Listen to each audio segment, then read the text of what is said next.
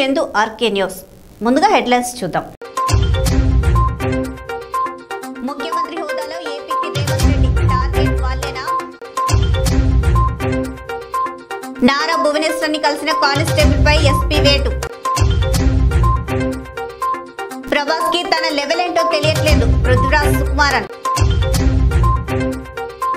ED కస్టడీలో MLC కవిత, ఆమె రోజువారీ దినచర్య ఇదే.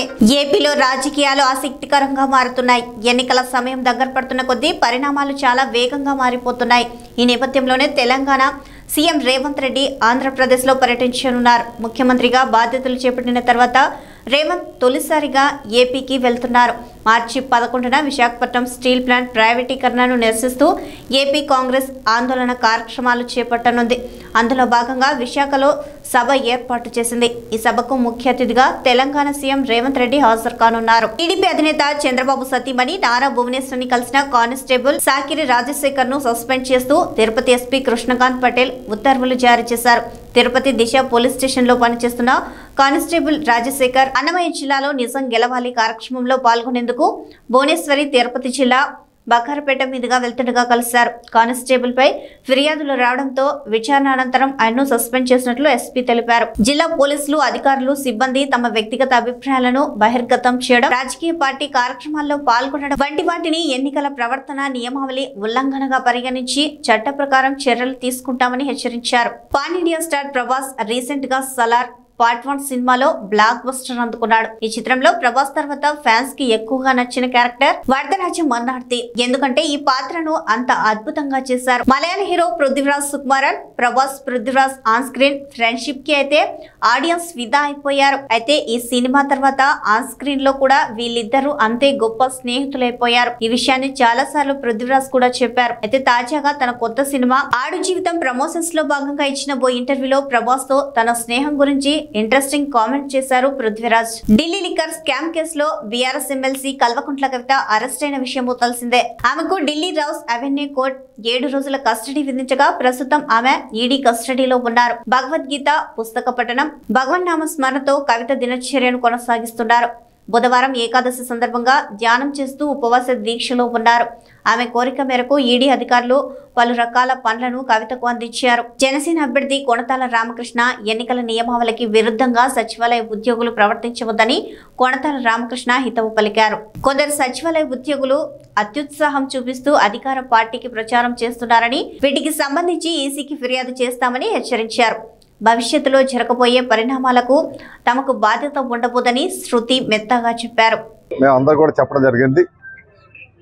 ఏ విధంగా అయితే ప్రభుత్వ అధికారులు కానీ, వాలంటీర్లు కానీ, లేదంటే సెక్రటేరియట్ సంబంధించినటువంటి ఉద్యోగస్తులు కానీ, ఏ స్థాయిలో ఉద్యోగస్తులైనా కాంట్రాక్ట్లో ఉన్నట్టు ఎవరైనప్పటికీ ఈ ప్రచార కార్యక్రమంలో కానీ, లేదంటే వేరే రకంగా రాజకీయ కార్యక్రమాలు ఏం జరిపినప్పటికీ వెంటనే తగు చర్యలు తీసుకోవాలని రాష్ట్ర ఎన్నికల కమిషన్ కాదు, కేంద్ర ఎన్నికల కమిషన్ కూడా ఫిర్యాదు చేయడం జరుగుతుంది. ఈసరికే ఎన్నికల కమిషన్ నిన్న ఒక వాలంటీర్ను ఒకరినో వారి మీద చర్యలు కూడా తీసుకోవడం జరిగింది. మేమైతే ఎక్కడైతే ఉన్నారో వాళ్ళు వెంటనే ఫోటోలు తీసుకొని డైరెక్ట్గా ఎన్నికల కమిషన్కి రిపోర్ట్ చేసే విధంగా వాళ్ళకి టోల్ ఫ్రీ నెంబర్ కూడా ఉంది సెంట్రల్ ఎన్నికల కమిషన్కి. అదేవిధంగా రాష్ట్ర ఎన్నికలు పెట్టి తగు చర్యలు తీసుకోవడం జరుగుతుంది. వాళ్ళకు కూడా మా అప్పీల్ ఏంటంటే, దయచేసి ఇటువంటి కార్యక్రమంలో మీరు పాల్గొంటే భవిష్యత్తులో జరిగే కార్యక్రమాలకి మరి ఎవరిది బాధ్యులు కాదు. దయచేసి వాటికి దూరంగా ఉండాల్సిందే కోరుతున్నాం. అనకాపల్లి మాజీ మున్సిపల్ కౌన్సిలర్ కాంగ్రెస్ నేత దివంగత కడిమిశెట్టి రామ్జీ ఇంటి నుండి జనసేన అభ్యర్థి కొణతాల రామకృష్ణ ఎన్నికల ప్రచారం ప్రారంభించారు. గతంలో ఇద్దరు కాంగ్రెస్ పార్టీలో కలిసి పనిచేయడం జరిగింది. కాంగ్రెస్ లో మంత్రిగా పనిచేసినప్పుడు దివంగత కడిమిశెట్టి రామ్జీ భార్య మహాలక్ష్మి మున్సిపల్ చైర్పర్సన్ గా పనిచేశారు. కడిమిశెట్టి రామ్జీ వైసీ సామాజిక వర్గానికి చెందిన వ్యక్తి కావడంతో సెంటిమెంట్ గా కొణతాల రామకృష్ణ ఎన్నికల ప్రచారం ప్రారంభించారు. కడిమిశెట్టి రామ్జీ భార్య ఆమె కుమారుని కలిసి జనసేనకు ఓటు వేయాల్సిందిగా కోరారు. కడిమిశెట్టి రామ్జీ ఆది నుండి కాంగ్రెస్ లోనే కొనసాగారు. రాష్ట్రంలో జరిగిన పరిణామాల తర్వాత వైఎస్ఆర్సీపీ పార్టీ ఆవిర్భవించినప్పటికీ కొణతాల రామకృష్ణ పార్టీ మారి వైసీపీకి వెళ్లారు. కడిమిశెట్టి రామ్జీ మాత్రం చివరి వరకు కాంగ్రెస్ లోనే కొనసాగారు.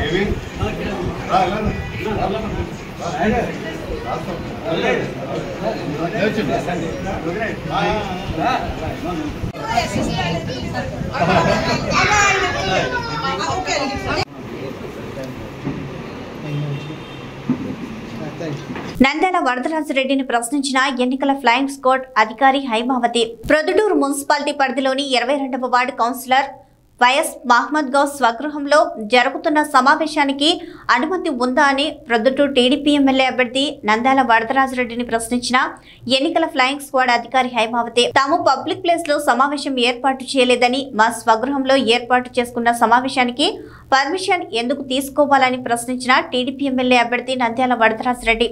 ఈ విషయాన్ని ఎన్నికల అధికారి దృష్టికి తీసుకెళ్తానని వెళ్లిపోయిన ఎన్నికల ఫ్లయింగ్ స్క్వాడ్ అధికారి హైమావతి.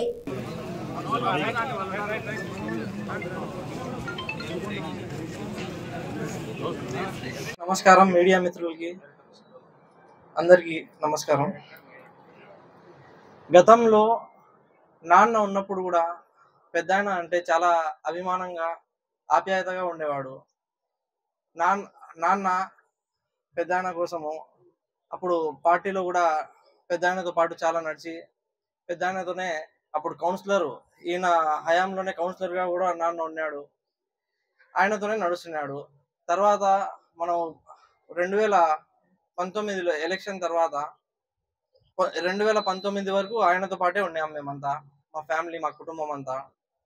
2019 ఎలక్షన్ తర్వాత కొన్ని కారణాల వల్ల కొంచెం పెద్దాయన కొంచెం ఎలక్షన్లో కొంచెం సైలెంట్గా ఉండడం వల్ల అప్పుడు పోయి నాన్న కూడా మనం ఇలా మీరు కూడా సైలెంట్గా ఉన్నారు, మనము వేరే వైఎస్ఆర్సీపీ పార్టీలో వాళ్ళు ఆహ్వానిస్తున్నారు, మేము పోదలుచుకున్నామని చెప్పి ఆయన అడిగి ఆయన పర్మిషన్ తీసుకొని అప్పుడు నాన్న కూడా వైఎస్ఆర్ పార్టీలోకి ఆహ్వానించిన తర్వాత మనం పోయినాము. కానీ కొన్ని కారణాల వల్ల వైఎస్ఆర్ పార్టీలో కూడా మనకు మన గౌరవము ప్లస్ మన మైనారిటీస్కి న్యాయము రెండు జరగకపోవడం వల్ల నేను కూడా అక్కడి నుంచి తప్పుకొని సైలెంట్ అయిపోయి మళ్ళీ కొన్ని రోజుల తర్వాత నాకు సస్పెండ్ చేసినారని చెప్పారు. కానీ వాళ్ళు సస్పెండ్ చేయడానికి వాళ్ళు నాకు ఏ అర్హత లేదు, ఎందుకంటే ఇండిపెండెంట్ కౌన్సిలర్ని. అందుకు వాళ్ళ కాడి నుంచి తప్పుకున్న తర్వాత కొన్ని రోజుల తర్వాత నేను టీడీపీ అధినేత నారా చంద్రబాబు నాయుడు గారి సమక్షంలో పోయి పార్టీలో చేరిన తర్వాత మనం పార్టీలో నడుస్తున్నాము. ఎవరికి టికెట్ వచ్చినా కూడా మనము వాళ్ళ వెంటే ఉంటాము. పార్టీ ఏ విధంగా నడుస్తాదో, పార్టీ ఏ విధంగా నడవనికి చెప్తాదో ఆ విధంగా మనము పార్టీకి కట్టుబడి ఉంటామని చెప్పి ఆ రోజు కూడా చెప్పడం జరిగింది. ఈ రోజు కూడా అదే చెప్పడం జరుగుతుంది. అదే విధంగా ఇప్పుడు మళ్ళీ మన అదృష్టం కొద్దీ మళ్ళీ మన వరదారెడ్డి గారికి మళ్ళీ టికెట్ పైనుంచి హై కమాండ్ నుంచి టికెట్ రావడం జరిగింది. అందుకు ఆయన కూడా మనకు మద్దతు కోసం అంతా సహకరించడం కోసం ఫోన్ చేసినారు, మాట్లాడినారు. నేను మొత్తం ఈ కాలం అంతా నేను ఎప్పుడు కూడా ఆయనకు కట్ కాలేదు. ఆయనతో పాటు ఎప్పుడు కూడా ఎల్లవేళలా ఆయనతో మాట్లాడుతున్నా, కొండాడన్నతో కూడా మాట్లాడుతున్నా, అంతా నేను టచ్లోనే ఉన్నాను. ఇప్పుడు పిలవడం జరిగింది, పిలువుతానే నేను ఓకే అని చెప్పి ఆయన సమక్షంలో తెలుగుదేశం పార్టీ కోసము వర్క్ చేయడానికి, తెలుగుదేశం పార్టీకి ముందుకు నడుపుకోవడానికి ఆయన ఇప్పుడు క్యాండిడేట్గా డిక్లేర్ అయినారు. కాబట్టి ఆయన ఏ విధంగా చెప్తారో ఆ విధంగా మనం అంతా కలిసి ఆయనకు ఈ 2024 ఎలక్షన్లో ఖచ్చితంగా భారీ మెజార్టీతో మా మైనార్టీ సోదరులంతా అందరం కలిసి ఆయనకు భారీ మెజార్టీతో గెలిపించుకొని ఖచ్చితంగా తీరుతాము. ఈ మాట అందరికీ తెలియజేస్తున్నాను. నుంచి అందరం కలిసి ప్రయాణం చేసినాం రాజకీయాలలో. నాకు మంచి మిత్రుడు, నాకు మంచి సలహాదారుడు కూడా. ఏదన్నా క్లిష్ట పరిస్థితులు వచ్చినప్పుడు ఆయనతో సలహా తీసుకుంటాంటే ముస్లిం సోదరులతో వాళ్ళతో కూడా మాట్లాడి మనం ఈ మంచి మార్గాన్ని తీసుకొని పోదామని చెప్పిన మంచి మిత్రుడు నాకు మున్నా గారు. మరి ఈరోజు యాక్టివ్గా తెలుగుదేశం పార్టీలో యాక్టివ్ రోల్ తీసుకొని మరి కౌన్సిలర్గా ఉండబడిన మహమ్మద్ గౌస్ గారిని పార్టీలోకి ఆహ్వానిస్తూ హృదయపూర్వకంగా మేమందరం ఆయన పార్టీలోకి స్వాగతిస్తూ ఆయన భవిష్యత్తును మా చేతుల్లో పెడుతున్నాడు. ఆయన భవిష్యత్తును తప్పకుండా మేము తీర్చిదిద్దుతాము. మంచి కౌన్సిలర్గా కూడా ఉండేటట్టు మా యొక్క సహాయాలు, సహకారాలు, అభివృద్ధి విషయంలో అన్ని రకాల మేము ఆయనకు సహకరిస్తాము. మరి స్వర్గీయ మహమ్మద్ గారు నాకు మంచి మిత్రుడు. దాదాపు నేను ఆయన 30 సంవత్సరాలు 35 సంవత్సరాలు సుదీర్ఘంగా రాజకీయాలలో ప్రయాణం చేసినాము. ఎప్పుడు కూడా ఆయన అవసరం వచ్చినప్పుడు సలహాలు తీసుకుంటే ఆ సలహాలు మీ అందరితో మాట్లాడి సలహాలు నాకు ఇచ్చేవాడు. ఆ సలహాల ప్రకారం నేను ముందుకు పోయే మంచి మిత్రుడు. మరి దురదృష్టం కొద్దీ ఆయన స్వర్గీయులైనారు. మరి ఆయన కొడుకు మహమ్మద్ గౌస్ను కూడా మేము తీర్చిదిద్ది రాజకీయాలలో ఆయనంటూ ఒక వ్యక్తిగా మేము రాజకీయాల్లో నిలబెట్టాలనే ఒక ఆలోచనతో నేను స్వయంగా ఆయనతో కలిసి మాట్లాడకపోయినప్పటి నుంచి ఫోన్లలో చెప్తా ఉండేవాడిని, గౌస్ నువ్వు పొరపాటు చేయొద్దు, సక్రమైన పద్ధతిలో ఈ ప్రొద్దుటూరు 40 సంవత్సరాల నా రాజకీయ జీవితం ఎక్కడ కూడా ఎలాంటి తప్పు చేయకుండా ఎవరు కూడా చేయలేతి చూపకుండా రాజకీయ జీవితాన్ని గడిపినాం. ఇప్పుడు నాకు తెలుగుదేశం పార్టీ టికెట్ చంద్రబాబు నాయుడు గారు ప్రొద్దుటూరు నియోజకవర్గాన్ని కేటాయించినారంటే దయ, అందరి యొక్క ఆశీర్వాదమే, ప్రొద్దుటూరు ప్రజల ఆశీర్వాదంతోనే ఎన్ని సర్వేలు చేసినా కూడా అన్ని సర్వేలలో కూడా నా పేరే వస్తా ఉంది. మరి మీరు సెల్ ఫోన్లలో వచ్చే అన్నిటిలో కూడా 72-73% వస్తా ఉంది. కానీ ఈ రోజు నాకు టికెట్ ఇచ్చింది ఈ తెలుగుదేశం పార్టీ మీద టికెట్ ఇచ్చి పోటీ చేయమని చెప్పింది ప్రొద్దుటూరు ప్రజలు. ఏ ఒక్క లీడరు నా వెనకలేడు. నేను ఒకసారి చంద్రబాబు నాయుడు గారిని హైదరాబాద్ లో కలిసి, సార్ మాకు రాజకీయాలలో మళ్ళీ కంటిన్యూ అయ్యేదానికి అవకాశం లేని చెప్పి ఒకే ఇచ్చి నేను మా కొడుకు ఒకసారి కలిసి వచ్చినాము. తర్వాత ఆర్లగడ్డ మీటింగ్కి వచ్చి ఒకసారి కలిసినాం, కమలాపురం మీటింగ్కి వచ్చి ఒకసారి కలిసినాం. నేను ఎప్పుడు మళ్ళీ పైరవీలు చేయలేదు, ఆయన కోసం మళ్ళా తిరగడం లేదు, మాట్లాడలేదు. రాజకీయాలలో ఎవరైతే బలవంతుడు ఉంటాడో ఆ ఏరియాలో గెలవగలుగుతాడో వారికి టికెట్ ఇస్తారనే నాకు సంపూర్ణ నమ్మకం.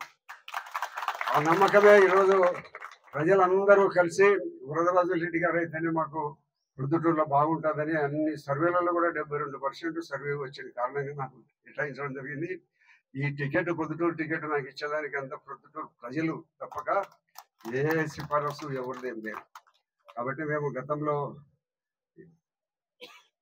నేను 25 సంవత్సరాలు ఎమ్మెల్యేగా, 10 సంవత్సరాలు ఇన్ఛార్జిగా, 35 సంవత్సరాలు నేను ప్రొద్దుటూరులో ఎవరికి ఏ ఇబ్బంది వచ్చినా కూడా నా దృష్టికి వచ్చే ఆదుకునేవాడిని. ఎవరు తప్పు చేసినా కూడా క్షమించేమని కాదు. ఎందుకంటే ఈ ప్రొద్దుటూరులో దాదాపు 3.5 లక్షల జనాభా ఉన్నారు. 3.5 లక్షల జనాభాకు పోలీసు ఉంటుంది. పోలీసు అవినీతి కారణాల వలన ఎన్నో రకాల వాళ్ళంతా తప్పు చేస్తారు. పోలీసులు కానీ, అది రెవెన్యూ వాళ్ళు కానీ, ఎవరైనా కూడా మున్సిపాలిటీ వాళ్ళు కానీ ఎవరు కూడా తప్పు చేస్తే క్షమించేవాని కాదు. ప్రజల కోసం మేము ఉండేది, ప్రజలకు సర్వీస్ చేయండి, సేవ చేయండి. అంతేగాని మీరు ఏదో అధికారం ఉండదని నాకు ఇల్లు కట్టుకుంటా అంటే ఎంత డబ్బులు ఇవ్వాలా, రోడ్లు వేసిన తర్వాత ఎంత డబ్బులు ఇవ్వాలి, ఎన్నిటమని నేను దగ్గరికి చేర్చేవాడిని. వాళ్ళందరినీ కూడా ఖచ్చితంగా నిందించేవాడిని. కాబట్టి ప్రొద్దుటూరులో ఇప్పుడు అటువంటి పరిస్థితులు లేవు. గత 10 సంవత్సరాల నుంచి మన ఎమ్మెల్యే రాచమల్ల శివప్రసాద్ రెడ్డి గారు ఎమ్మెల్యే ఉంటున్నారు. ఆయన ఆస్తి ఇప్పటికీ 1000 కోట్లు. ఎట్లా వచ్చింది అది డబ్బు? పడ్డు ప్రజలది, ప్రభుత్వాన్ని డబ్బు. ఇప్పుడు ఆయన అంటాడు నేను ఏదో రాజకీయాలలో నేను ఎంతైనా డబ్బులు ఖర్చు పెట్టాను అంటున్నాడు. ఎవరిచ్చింది? ఎవరి ద్వారా సంపాదించుకునే డబ్బు? ప్రొద్దుటూరు ప్రజలది డబ్బు. ప్రొద్దుటూరు ప్రజల యొక్క ఆస్తులు దోచేసుకునేవాడు. డాక్టర్ స్వరూప్ కుమార్ రెడ్డి గారు ఉన్నారు, కంటి డాక్టర్ గారు. ఆయన ఇల్లు ఆయనకు తెలియకుండానే వేరే వాళ్ళకు రిజిస్టర్ అయిపోయింది. ఎట్లయిపోతుంది ఆయన లేకుండా? అడగండి. ఆయన ప్రముఖ వైద్యుడు, ప్రొద్దుటూరులో అందరూ తెలిసిన వ్యక్తి. ఆయన ఆస్తి వేరే వాళ్ళ పేర్లు రిజిస్టర్ అయింది. ఇంకొకరు ఆయన స్నేహితుని ఆస్తి కూడా రిజిస్టర్ అయిపోయింది. ఈ మాదిరి కూడా ఆస్తులకు ఎవరన్నా పోలీస్ స్టేషన్కి పోయి తలకాయ పగలగొట్టినారని పోయి చెప్తే కూడా పోలీసు వాళ్ళు కేసులు కట్టడం లే. మీకు అందరికీ తెలుసు, మీరు కూడా ఇబ్బందులు పడింటారు పోలీస్ స్టేషన్లకు పోయి. కారణం ఏముంది? వైఎస్ఆర్ పార్టీ కింద దాసోహం అంటున్నారు పోలీసులు అంటారు. దాసోహం వాళ్ళు ఎమ్మెల్యే గారు డబ్బు మీరు సంపాదించుకోండి అనే కాటికి తయారైపోయి పోలీసు వాళ్ళందరినీ పోస్టింగ్ పొద్దుటూరులో సర్కిల్ ఇన్స్పెక్టర్ ఎస్ఐని పోస్టింగ్ ఇవ్వాలంటే 15 లక్షల నుంచి 20 లక్షలు తీసుకొని పోస్టింగ్ ఇచ్చారు. అంత డబ్బులు వచ్చి ఇక్కడికి వచ్చినారు కాబట్టి వాళ్ళందరూ సంపాదించుకుంటున్నారు, దోపిడీ చేస్తున్నారు వైఎస్ఆర్ పార్టీ. మీకు దాదాపు కూడా 5 సంవత్సరాలు 10 సంవత్సరాల నుంచి కూడా పరిస్థితి గతంలో ఉన్న పరిస్థితులు ఎట్లున్నాయి, ఇప్పుడే పరిస్థితులు ఎట్లున్నాయని మీకు అందరికీ తెలిసింటాయి. కాబట్టి ప్రొద్దుటూరు ప్రజల యొక్క మాన ప్రాణాలను రక్షించే దానికోసం ఎప్పుడూ ఎల్లవేళలా మీ ముస్లిం యొక్క మైనారిటీ సోదరుల యొక్క హక్కులు పరిరక్షించే కోసం ఎప్పుడు గతంలో ఉన్నాడు. మరి మహమ్మద్ గారు, ముక్తారు, నిమ్మకాయలు చాలా మంది నాకు అందరు మిత్రులున్నారు. నాతో పాటు వచ్చి నా పక్కన సమానంగా కూర్చుంటాం. వాళ్ళ సలహాలు వింటాం. వాళ్ళు ఏమన్నా చేయాలంటే, మంచి చేయాలంటే చేస్తాం. అటువంటి పరిస్థితి ఇప్పుడు ప్రొద్దుటూరులో లేదు. మరి ఈ పరిస్థితిని మనం పోగొట్టాలంటే ఇక్కడ తెలుగుదేశం పార్టీకి ఓట్లు వేసి మీరు గెలిపించాలి అందరూ. ఎందుకంటే ప్రజలకు పోలీస్ స్టేషన్లో కానీ ఇసుక దందా తోలుతున్నారు విపరీతంగా. మనం ఇల్లు కట్టుకోవాలంటే గతంలో 1500కు 1400కు ఇసుక వచ్చేది. మీరు ఎవరైనా ఇల్లు కట్టుకునే వాళ్ళు ఉండింటే దాదాపు 4000 3500 ట్రాక్టర్ ఇసుక కొని ఇల్లు కట్టుకుంటాం. మా పర్మిషన్ లేదు, మా ఓన్ సైట్ కదమ్మా, మా సొంత దాంట్లో పెట్టుకుంటున్నాము. మా గతంలో ఎప్పుడు నేను చాలా కాలము రాజకీయాల్లో ఉన్నాను. మా సొంత స్థలంలో పెట్టుకునేదానికి ఎప్పుడు పర్మిషన్లు అవసరం లేదమ్మా. పబ్లిక్ ప్లేస్లో పెడితేనే అవసరం. మా ఇళ్ళమ్మా ఇది. మా ఇంట్లో దానికి కూడా మాకు పర్మిషన్ అంటే ఏంది? మేడం కోడ్ ఉన్నా కూడా మా సొంత దాంట్లో పెట్టుకుంటే కోడ్ వర్తించదమ్మా. ఏమన్నా గవర్నమెంట్ సైట్లోనో పబ్లిక్ సైట్లో పెడితేనే కోడ్ వర్తిస్తుంది. మా సొంత సైట్లలో పెట్టుకుంటున్నాం మేము. దానికి మిమ్మల్ని అడగాలంటే మేము ఇళ్ళలో కూడా మేము ఉండాలంటే కూడా మిమ్మల్ని అడగాలనా? గ్యాదర్ అయినా మీకు పబ్లిక్ న్యూసెన్స్ ఏం లేదు, ప్రైవేట్ స్థలం ఇది. చెప్పండి అమ్మా. మా ఇళ్లలో సొంత స్థలాల్లో పెట్టుకునే దానికి కోడ్ ఎప్పుడు లేదు. నేను 30 ఇదంతా వాళ్ళందరూ కలిసి ఇక్కడ పెట్టుకున్నారు. ఏదో ఇట్లా అవసరాల కోసం ఉంటుందని కూడా ఖాళీ సైట్ పెట్టుకున్నాడు. ఇట్లా మేము పెట్టుకుంటాను అమ్మా. మీరేం దీనికి కోడ్ వర్తించదు మేడం. మీ నేమ్మా హైమావతి. అవుమ్మా, మీతో నాకు పరిచయం ఉంది కాబట్టి ఇది మాకు తెలిసి ఓన్ సైట్లో మేము మొత్తం పెట్టుకున్నాం కాబట్టి కోడ్ వర్తించదు. పబ్లిక్ ఎక్కడైనా పెట్టుకుంటేనే కానీ రోడ్లలో ఊరేగింపుపోతే కానీ మేము పర్మిషన్ తీసుకుంటాం. తెలియజేయండి అమ్మా. కూర్చోండి, మన వాళ్ళందరూ కూర్చోండి అమ్మా. మన దుర్మార్గపు పరిపాలన పోవాలంటే మనమందరము తెలుగుదేశం పార్టీకి, చంద్రబాబు నాయుడు గారికి ఓట్లు వేసి మన ప్రొద్దుటూరులో తెలుగుదేశం పార్టీ అభ్యర్థిని గెలిపించి మనము రాష్ట్రంలో ప్రభుత్వం ఏర్పడేదానికి మనం అందరము కృషి చేయాల్సిందిగా కోరుకుంటూ, భవిష్యత్తులో మీ అందరి సమక్షంలో నేను మాటిస్తున్నాను. మొహమ్మద్ గౌస్ గారిని ఎప్పుడు కూడా ఆయనకు ఎలాంటి ఇబ్బంది వచ్చినా, ఆయన సమస్యలు ఏమన్నా ఆయన వెంట ఉండి వెన్నంటే మేము ఆదుకుంటాం. అందరికీ నమస్కారం. రాబోయే ఎన్నికల్లో క్రైస్తవులు ఓట్లు అమ్ముకుంటున్నారని దుష్ప్రచారాన్ని అడ్డుకుంటామని క్రిస్టియన్ జేఏసీ అధ్యక్షులు రాజాజీ పేర్కొన్నారు. గురువారం కాకినాడ క్రిస్టియన్ జేఏసీ కార్యాలయంలో జరిగిన విలేకరుల సమావేశంలో ఆయన మాట్లాడారు. క్రైస్తవులు వేరు, రాజకీయాలు వేరని ఆయన పేర్కొన్నారు. ఎన్నికలలో క్రైస్తవులు పాస్టర్స్ ను రాజకీయ నాయకులు కలవడం సర్వసాధారణమని అన్నారు. అంతేకాని రాజకీయ నాయకులు కలిసినంత మాత్రాన ఓట్లు అమ్ముకునే పరిస్థితి లేదని అన్నారు. రాబోయే ఎన్నికల్లో వారికి నచ్చిన వారికి ఓట్లు వేసుకునే స్వేచ్ఛ ఉందని అన్నారు. ఈ కార్యక్రమంలో లూథరన్ చర్చ్ అధ్యక్షులు ఇస్కపట్ల ఇజ్రాయెల్, సెక్రటరీ పెనుమల్ల ఏసేపు, జేఏసీ గౌరవ అధ్యక్షులు నేహయ్య, జేఏసీ కాకినాడ అధ్యక్షులు Yesubabu, Kakinada secretary Kiran, Kakinada treasurer K Shyamal, JAC జిల్లా సెక్రటరీ మణికుమార్ తదితరులు పాల్గొన్నారు. సర్వసాధారణం అయితే దయచి పాస్టర్ గారులు కానివ్వండి, లేకపోతే రాజకీయ నాయకులు కానివ్వండి, గమనించాల్సింది ఏంటంటే క్రైస్తవ మతం ఏ పార్టీకి కొమ్ము కాసే మతం కాదు. మతం వేరు, రాజకీయాలు వేరు. కాబట్టి దయచేసి విజ్ఞులు చాలా జాగ్రత్తగా గమనించాలి. తర్వాత క్రైస్తవులు ఓట్లు అమ్ముకుంటున్నారు అనే వస్తున్నటువంటి దుష్ప్రచారాన్ని ఈరోజు జేఏసీ ఖండిస్తూ ఉంది. క్రైస్తవులమైన మేము దేశ సమగ్ర అభివృద్ధికి ఎప్పుడు కట్టుబడి ఉంటాం. అలాగే మా ఓటుని ఎట్టి పరిస్థితుల్లో ఏ పార్టీ కూడా కొనగలిగిన సత్తా ఏ పార్టీకి లేదు. అమ్ముకునే దుస్థితి కూడా క్రైస్తవ్యానికి లేదని ఈ సందర్భంగా మరోసారి జేఏసీ తరపు నుంచి స్పష్టం చేస్తూ ఉన్నాను. పాస్టర్ గారులని రాజకీయ నాయకులు కలవడం సర్వసాధారణం. అయితే పాస్టర్ గారు రాజకీయానికి వ్యతిరేకం కాదు, కానీ ఏ రాజకీయ పార్టీలో కూడా ఏ పాస్టర్ గారు కూడా కొమ్ము కాయరు అనే విషయాన్ని ఈ సందర్భంగా మీ అందరికి కూడా తెలియజేస్తున్నాను. నమస్కారం. Thank you.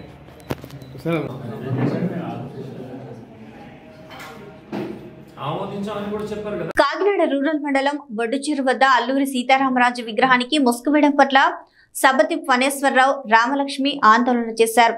అల్లూరి ఏ పార్టీకి చెందిన వ్యక్తి కాదని, తనక స్వాతంత్రోద్యమకారుడని అన్నారు. అధికారుల చర్య ఆ వీరుణ్ణి అవమానించడమేనని అన్నారు.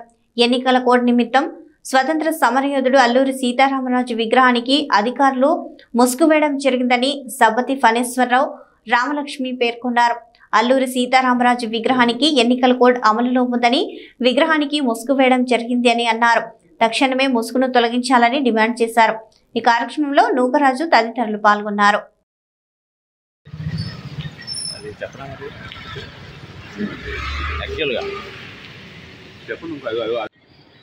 పాత్రికేయ మిత్రులకు నమస్కారం. మరి ఇప్పుడు ఆంధ్రప్రదేశ్ రాష్ట్రంలో ఎలక్షన్ కోడ్ అమల్లో ఉంది. అందుచేత ప్రభుత్వ అధికారులు ఎలక్షన్ కమిషన్ నియమావళి ప్రకారం రాజకీయ నాయకుల విగ్రహాలకి మరి ముసుగు వేయాలి, వాళ్ళని పబ్లిక్ కనపడకుండా ఉండాలనేటువంటి నియమం అయితే ఉంది. అయితే నాకు తెలిసినంత వరకు జాతీయ నాయకులు డాక్టర్ బాబాసాహెబ్ అంబేద్కర్ గారు కానీ, జ్యోతిరావు పూలే కానీ, అదేవిధంగా మరి ఈ దేశం కోసం ప్రాణాలు అర్పించినటువంటి ఫ్రీడమ్ ఫైటర్, విప్లవ జ్యోతి, ఈ దేశానికి యువతకి ఆదర్శమైనటువంటి పోరాటానికి ఆదర్శమైనటువంటి వ్యక్తి అల్లూరి సీతారామరాజు గారికి మరి ముసుగేయమని చెప్పేసి ఎక్కడ లేదు. మరి ప్రభుత్వ అధికారులు ఎలక్షన్ నియమావళిని అమలు చేయడంలో పూర్తిగా వైఫల్యం చెందినారని చెప్పేసి మేము చెప్తా ఉన్నాం. మరి ఇక్కడ పంచాయతీ ఈఓ గారు కానీ, దానికి సంబంధించిన పై అధికారి ఎంఆర్ఓ గారు కానీ, ఆర్డీఓ గారు కానీ అందరూ కూడా పర్యవేక్షణలు కదా. అంచేత గ్రామ స్థాయిలో పర్యవేక్షణ అనేటువంటిది పూర్తిగా లేదు అని చెప్పేసి చెప్పడానికి ఇదే నిదర్శనం అండి. ఎందుకంటే మరి అల్లూరి సీతారామరాజు గారు ఏ రాజకీయ పార్టీకి సంబంధించిన వ్యక్తి కాదు. ఆయన దేశం కోసం, దేశానికి స్వతంత్రం రప్పించడం కోసం ప్రాణాలు అర్పించిన వ్యక్తి. అటువంటి వ్యక్తిని కూడా రాజకీయ నాయకులు జమాలో వేసేసారంటే అది ఎంత మరి ఏ విధంగా ఆలోచన చేసుకోవాలి. నెక్స్ట్ మీరిచ్చే సందేశం యువతకు ఆదర్శంగా ఉండాలి. ప్రభుత్వ అధికారులు తీసుకున్న నిర్ణయాలు ఏవైనా కానీ యువతకు ఆదర్శంగా ఉండాలి. మరి ఎట్లా అసలు రాజకీయ పార్టీకి, జాతీయ నాయకులకి తేడా తెలియకున్నటువంటి అధికారులు పర్యవేక్షణలో ఎలక్షన్ల నియమావళి జరుగుతోంది. అటువంటి పరిపాలన వ్యవస్థ ముందుకు నడుస్తోంది. అదేవిధంగా దీంతో పాటు నేను ఇంకో మాట కూడా చెప్పదలుచుకున్నాను. పూర్తిగా పర్యవేక్షణ అనేటువంటిది ఎక్కడైతే లోపించదో అన్నీ ఇటువంటి ఇబ్బందులు ఎదురవుతాయి. అంచేత మేము ప్రభుత్వ అధికారులకి చెప్పించే విధంగా ఉండకూడదు. మళ్ళీ రాజకీయ కోణంలో చూడకుండా మరి తక్షణం ఇటువంటి చర్యలు ఏదైతే ఉన్నదో దాన్ని చర్య తీసుకుని ఇమీడియట్గా రిమూవ్ చేయండి. ఎందుకంటే మేము మ్యాన్ హ్యాండ్లింగ్ చేయకూడదు, మేము తీయకూడదు. ఎందుకంటే ప్రభుత్వం మీరు ఎలక్షన్ కోర్టులో మీరు కప్పారు కాబట్టి మీరే తీయాలి కంపల్సరీగా. మొన్న ఇక్కడే చెప్పాం, ఇక్కడ కోర్టు ఉల్లంఘన జరిగిందని చెప్పేసి దీని మీద కూడా మేము అవసరమైతే మేము కలెక్టర్ గారికి కంప్లైంట్ చేస్తాం. ఎందుకంటే ప్రభుత్వ అధికారులు పొట్టగొట్టే సంస్కృతి మాది కాదు.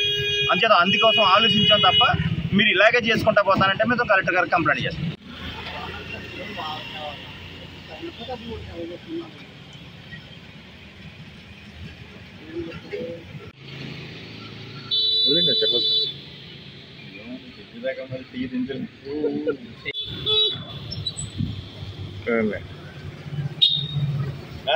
గాంధీనగర్ అంజయ్య కాలనీ 82వ వార్డు తెలుగుదేశం, జనసేన, బీజేపీ ఉమ్మడి అభ్యర్థి కొణతాల రామకృష్ణను గెలిపించాలని ప్రార్థిస్తూ ఇంటింటా ప్రచారం కార్యక్రమం జరిగింది.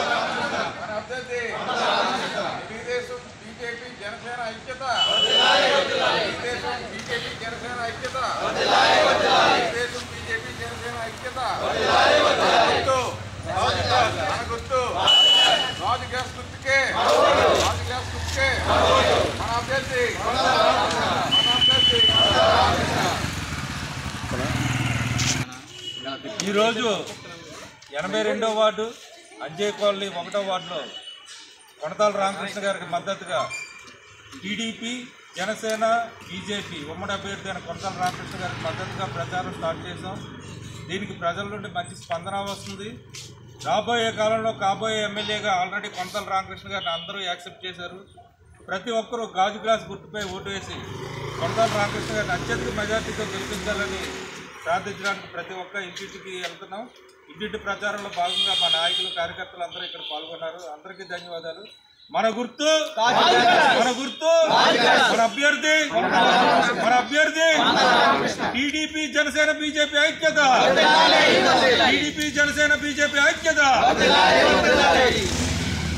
దేశంలోనే కల్తీసారా మద్యం అమ్ముతున్న ఏకైక ముఖ్యమంత్రి జగన్మోహన్ రెడ్డి మాత్రమే.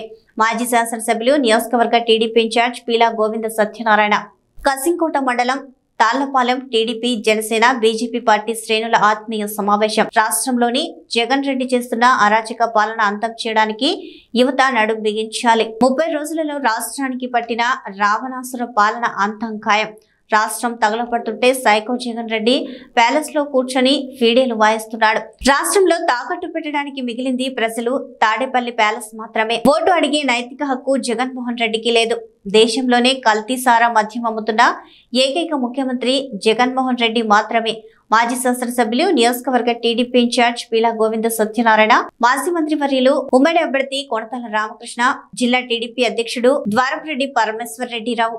ఈ కార్యక్రమంలో పార్టీ నాయకులు కాయల మురళి, పొన్నగంటి అప్పారావు, ఉగ్గిన రమణమూర్తి, గొంతిన శ్రీనివాసరావు, నిమ్మదల సన్యాసి నాయుడు, కర్జీ సత్యనారాయణ, సర్పంచ్ గల్లారాజు, పావాడ కామరాజు, కర్రీ గోవింద్, పెంటకోట రాము, సిద్దిరెడ్డి శ్రీనివాసరావు, కర్రీ లోవరాజు, ఉల్లింగల రమేష్, షేక్ బాబర్, నిడదవోలు నియోజకవర్గం పెరమలి మండలం కానూరు, నడుపల్లి, కానూరు అగ్రహారం మరియు ఉస్సూర్మల్లి గ్రామాల్లో టీడీపీ జనసేన బీజేపీ ఐక్యవేదిక సమావేశాలలో టీడీపీ మాజీ శాసనసభ్యులు బూరుగుపల్లి శేషారావు, నిడదవోలు నియోజకవర్గం Janasena in-charge Bhogapalli Prasad, TDP Janasena BJP ఉమ్మడి అభ్యర్థి కందుల దుర్గేష్ నాయకులు కార్యకర్తలతో మాట్లాడడం జరిగింది. ఈ సమావేశంలో నియోజకవర్గం జనసేన బీసీ నాయకులు వీరస్వామి, పెరవలి మండలం టీడీపీ అధ్యక్షులు అతికల శ్రీను, జనసేన మండల అధ్యక్షుడు పిప్పర రవి మరియు ఆయా గ్రామాల నాయకులు కార్యకర్తలు పాల్గొన్నారు. జనసేన సైనికులు అలాగే జన సైనికులతో పాటు వీర మహిళలు కూడా కొంతమంది వచ్చారు. వారందరికీ కూడా పేరు పేరున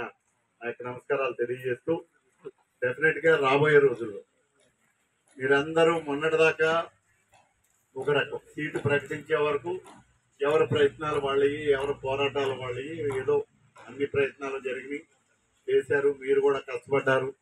అలాగే ఈ 4.5 సంవత్సరాలుగా తెలుగుదేశం కార్యకర్తలు పడినటువంటి కష్టం అంతా. డాక్టర్ బిఆర్ అంబేద్కర్ కోనసీమ జిల్లా ముమ్మడివరం వైసీపీ ఎమ్మెల్యే అభ్యర్థి ఈ రోజు ఉదయం కాట్రేనికోన మండలం ప్రసిద్ధిగాంచిన శ్రీ మావుళ్ళమ్మ అమ్మవారిని దర్శించుకుని అక్కడి నుంచి ఎన్నికల ప్రచారం ప్రారంభించారు. కాట్రేనికోన గేట్ సెంటర్, తిలకమ్మ చెరువు, ఉప్పాడు, గొరకలమూడు, సావరం చేరుకున్న బైక్ యాత్ర అధిక సంఖ్యలో పాల్గొన్న పార్టీ కార్యకర్తలు, నాయకులు. ప్రతి క్షణం కూడా నియోజకవర్గం అభివృద్ధి కోసం కృషి చేసి మీ అందరి మనసుల్లోనూ కూడా చిరస్థాయి అయినటువంటి పేరును పొంది కేవలం రాజకీయవేత్తగా మాత్రమే కాకుండా మీ అందరి కుటుంబంలో ఒక సభ్యునిగా మీ ఆత్మీయత అనుబంధాన్ని పొందినటువంటి నేతగా, ముఖ్యంగా నిడదవోలు నియోజకవర్గాన్ని సర్వతోముఖంగా అభివృద్ధి చేసినటువంటి శాసనసభ్యునిగా పేరు పొందినటువంటి శ్రీ బూరుగుపల్లి శేషారావు గారికి మనందరి తరఫున కూడా ప్రత్యేకమైన అదేవిధంగా పెద్దలు, సూపర్ డూపర్ హిట్ చిత్రాల నిర్మాత, అన్నిటికంటే మించి మెగా కుటుంబానికి అత్యంత సన్నిహితులు, అదేవిధంగా గడిచిన కొంతకాలంగా మీరే నా ధైర్యం, మీరే నా బలం, మీరే నా నైతిక స్థైర్యం. పార్టీని కాదు నేతను చూడండి. రాష్ట్రం నాశనం చేసే నాయకుణ్ణి కాదు అభివృద్ధి చేసే నాయకుణ్ణి చూడండి. నేను మీ వాడిని, మీతోనే ఉంటాను, మీ వెంటే ఉంటాను. ఇప్పటి వరకు మీరు నాకు తోడుగా ఉన్నారు, ఇక నుండి నేను మీకు నీడగా ఉంటాను. మత్తయి సువార్త 10వ అధ్యాయం 8వ వచనం వల్లే 108 ఏర్పడింది. పెత్తందారీ వ్యవస్థకు, పేదలకు జరుగుతున్న ఈ యుద్ధంలో ఎవరిని గెలిపిస్తారో, ఎవరిని ఓడిస్తారో మీరే సమాధానం చెప్పాలి. కోట్ల రూపాయల నిధులతో అనేక గ్రామాలలో చర్చిల నిర్మాణాలు చేపట్టడం జరిగింది. 2.5 కోట్ల రూపాయలతో 7 చర్చిలను పూర్తి చేశాం. రానున్న ఎన్నికల్లో విజయం సాధించి మిగతా చర్చిలు కూడా త్వరితగతిన పూర్తి చేసి క్రైస్తవ సోదరులకు అంకితం చేస్తాం. మీరు జైవజనులు, మీ వాక్యము నాకు ముఖ్యం, మీ ఓటు నాకు ముఖ్యం. అసత్యపు మాటలతో మిమ్మల్ని మభ్యపెట్టి మీ ఓటును అడగడానికి మీ ఇంటి ముందుకు ముఖానికి రంగులు వేసుకునే వాళ్ళు వస్తున్నారు, జాగ్రత్త. 24వ సంవత్సరంలో జరగనైనటువంటి ఎలక్షన్ లో డాక్టర్ అనిల్ కుమార్ యాదవ్ గారిని మన ఎంపీగా ప్రభు వారిని కూర్చొని పెట్టినట్లుగా మనం ప్రార్థన చేద్దాం. పల్నాడు జిల్లా పాస్టర్స్ ఫెలోషిప్ ప్రెసిడెంట్ గారు బిషప్ జయప్రకాష్ గారు వారందరి కొరకు కూడా ప్రార్థన చేస్తారు. అలాగనే అందరూ ఒక్క నిమిషం మన ఎమ్మెల్యే గారి కొరకు డాక్టర్ అనిల్ కుమార్ గారి కొరకు ప్రార్థన చేద్దాం. నా హృదయపూర్వక నమస్సుమాన్యాలు తెలియజేస్తున్నాను. ఈ ప్రత్యేక సమావేశం ఎందుకు ఏర్పాటు చేశారో మీ అందరికీ తెలిసిన విషయమే. అయితే మొట్టమొదటి నుంచి కూడా దాదాపు 2011లో నేను రాజకీయాల్లో ఇక్కడ ప్రవేశం చేసిన దగ్గర నుంచి ప్రతి సంవత్సరం కూడా మనం ప్రత్యేకంగా సెమీ క్రిస్మస్ వేడుకలు ప్రతి సంవత్సరం జరుపుకోవటం, ఆ తర్వాత పాస్టర్స్ అందరికీ కూడా వస్త్రాలు బహుకరణ చేయటం, వాళ్ళందరికీ కూడా ఇంటికి పంపించే కార్యక్రమం చేస్తూ ఉన్నాం. అట్లానే అనేక సందర్భాల్లో మీ యొక్క సహాయం కోరుతూ ఉన్నాం. మీరు కూడా మా వంతు దయ ఉంచి 2 సార్లు కూడా మీ సహాయ సహకారాలు అందించారు గతంలో. మొట్టమొదట విజయమ్మ గారు గుంటూరులో ఒక దీక్ష చేసినప్పుడు నేను యునైటెడ్ ఫాస్టర్స్ టీం అందరినీ కూడా ఆమె దగ్గరికి ప్రత్యేకంగా ఒక బస్సులో తీసుకువెళ్ళి ఆమె కోసం గుంటూరులో ప్రార్థన చేపించి తీసుకురావడం జరిగింది. అప్పటి నుంచి ఈ అనుబంధం కొనసాగుతూనే ఉంది. అప్పటి నుంచి కూడా మనం అందరం ప్రతి సంవత్సరం కలుస్తూనే ఉన్నాం. అనేక చోట్ల సెమీ క్రిస్మస్ వేడుకలు జరుపుకుంటున్నాం. అనేక చోట్ల మనం అందరం కలుసుకుని మీ యొక్క సహాయం కోరుతున్నాం. మీరు కూడా అదే రకంగా అదే రీతిలో స్పందించి ఖచ్చితంగా మీ సహాయ సహకారాలు అందిస్తూ ఉన్నారు.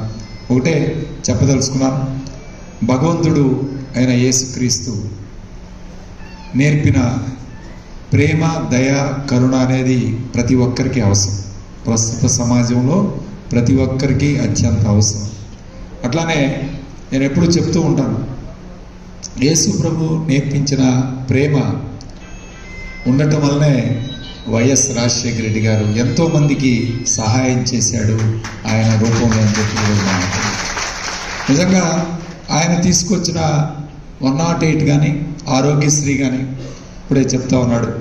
మత్తయి సువార్త 10వ అధ్యాయం 8వ వచనం, రోగుల్ని స్వస్థపరచుడి, నిద్రపోయిన వాడిని లేపుడి. మరి ఈ వాక్యంలో ఉన్న 10:8 10వ అధ్యాయంలో ఉన్న 10, 8వ వచనంలో 8 కలిపి 108 అని నామకరణం చేసి రాజశేఖర రెడ్డి గారు కొన్ని కోట్ల మంది ప్రాణాలని నిలబెట్టిన, ఇప్పటికీ కూడా ఒక 108 వాహనం రోడ్డు మీద వస్తే రాజశేఖర రెడ్డి గారు ప్రతి ఒక్కరికి గుర్తొస్తూ ఉంటారు. ఎందుకంటే అది 108 అనే వాహనం ఈ రాష్ట్రంలో తిరుగుతున్నంతకాలం ఆయన బతికే ఉన్నాడు, జీవించే ఉన్నాడు అని చెప్పేది వాస్తవం. ప్రతి ఒక్కరు ఇవాళ ఎవరైనా కావచ్చు, ఆ 108 వాహనంలో ఏదైనా ఆపద వచ్చి ప్రయాణం చేసిన వాడికి తెలిసింది దాని విలువేంటో. ఖచ్చితంగా ఎన్నో యాక్సిడెంట్లు చూస్తాం, రోడ్డు మీద వదిలేసి వెళ్ళిపోతూ ఉంటారు. కానీ హాస్పిటల్కి సరైన సమయంలో చేరి ప్రాణాలని కాపాడి శక్తి ఇచ్చిన వాళ్ళకి తెలుస్తుంది నిజమైన విలువ ఏమిటో అని చెప్పి ఈరోజు మనం గుర్తు చేసుకున్నాం. కాబట్టి అలాంటి కుమారుడు, అదేవిధంగా విజయమ్మ గారు, ఆమె రాజశేఖర రెడ్డి గారు బతుకున్నంతకాలం కేవలం తను వంటగదికే ఇంటికే పరిమితమైంది, గృహిణిలాగానే ఉంది. కానీ రాజశేఖర రెడ్డి గారు చనిపోయిన తర్వాత ఆమె లక్షల మందిలో ప్రసంగం చేసింది. ఎంతో ధైర్యంగా బయటకు వచ్చి ఒక మాట చెప్పింది, నాకు ధైర్యాన్ని ఇచ్చింది ఈ బైబిల్ మాత్రమే అని బైబిల్ కట్టుకొని మాట్లాడారు. ఆమె స్టేజ్ మీద కానీ లేదా ఎక్కడ మాట్లాడినా సరే బైబిల్ చేతిలో పట్టుకుని, దాన్ని కూడా విమర్శించారు చాలామంది, దాన్ని కూడా విమర్శించారు. కానీ విమర్శలను పక్కన పెట్టి ఒకటే మాట చెప్పింది, నాకు ధైర్యాన్ని కొండంత బలాన్ని ఇచ్చింది బైబిల్, దీనివల్ల నేను మాట్లాడగలిగాను ఇంత లక్షల మందిలో కోట్ల మందిలో అని చెప్పిన మాటలు మీరందరూ కూడా గుర్తు చేసుకోవాలి. అట్లనే ఆయన కుమారుడు జగన్మోహన్ రెడ్డి గారు ఇంకొక అడుగు ముందుకేసి ఇవాళ ఏం చెప్తా ఉన్నాడు, ఇవాళ పెత్తందారులకి పేదవాళ్ళ మధ్య ఈరోజు యుద్ధం జరుగుతూ ఉందని చెప్తాను. ఎందుకు ఇవాళ జరుగుతూ ఉంది? పేదవాడికి వాళ్ళ న్యాయం చేసే కార్యక్రమం చేశాడు. కాబట్టి ఏ విధంగా న్యాయం చేశాడు? ఎస్, మీ పిల్లల్ని చదివించుకుంటున్నారా లేదా? ఒక ఇంగ్లీష్ మీడియం పాఠశాలలో మీ పిల్లల్ని ఇవాళ బ్రహ్మాండంగా ప్రభుత్వ పాఠశాలలో చదివించుకోగల శక్తిని ఎవరిచ్చారు? జగన్మోహన్ రెడ్డి గారు. విద్య లేకపోతే ఎవరు కూడా పనికిరారు. అలాంటి చదువు మీ పిల్లల్ని చదివించుకునే కార్యక్రమం, పథకాలు ఇచ్చే కార్యక్రమం, డబ్బులు ఇచ్చే కార్యక్రమం. ఇవాళ ఇంట్లో ఆడకూతురు చేతిలో 4 రూపాయలు డబ్బులు ఉన్నాయి.